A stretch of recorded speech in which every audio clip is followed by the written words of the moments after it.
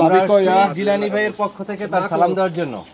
আর আপনাদের এইখানে এলাকার সবাই, যে আমাদের বড় ভাই মানিক ভাই আছে, বাচ্চু ভাই আছে, আপনাদের এলাকার সব মুরব্বীরা এখানে আছে, তারা কিন্তু আপনাদের এই একই উদ্দেশ্যে আসছে জিলানী ভাইয়ের সালাম দেওয়ার জন্য। এবং এবার যে নির্বাচন, এই 12 ফেব্রুয়ারি যে নির্বাচন, এই নির্বাচনে জিলানী ভাই ধানের শীষ প্রতীক নিয়ে আমাদের কোটালীপাড়া থেকে, টুঙ্গিপাড়া থেকে নির্বাচন করতেছে। উনি অত্যন্ত একজন ভালো মনের মানুষ, একজন ভালো ব্যক্তি, অবশ্যই তার সম্পর্কে আপনারা জানছেন।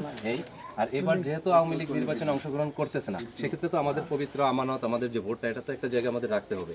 তো সেখানে আমরা কোন জায়গায় রাখবো? আমরা যদি যোগ্য ব্যক্তিকে দেখে, আমরা যদি যোগ্য স্থানে আমাদের ভোটটা রাখতে পারি, তাকে নির্বাচিত করতে পারি, তাহলে কিন্তু আমাদের যে যে উন্নয়নের যে ধারা, সেই ধারাটা কিন্তু অব্যাহত থাকবে। এর আগে এখানে এই আসনে প্রধানমন্ত্রী যথেষ্ট কাজ করতেন। এখন এই যে কাজের যে একটা গতি, এটা তো যদি দেখা যাচ্ছে যে থমকে যায়, তাহলে তো আমরাই সার্বিকভাবে আমরা ক্ষতিগ্রস্ত হবো, তাই না? এখন এখানে আমাদের একজন যোগ্য ব্যক্তিকে যদি আমরা নির্বাচিত করতে পারি, তার মাধ্যমে কিন্তু আবার এই উন্নয়নের ধারাটা আমাদের অব্যাহত থাকবে। তাই আমরা আপনাদের কাছে আশা করব, এবার নির্বাচনে জিলানী ভাইকে ধানের শীষের ভোট দেওয়ার মাধ্যমে আমাদের এই কোটালীপাড়ার উন্নয়নের ধারাটা যাতে অব্যাহত থাকবে। ঠিক আছে, সেই ব্যবস্থা করবো। ঠিক আছে।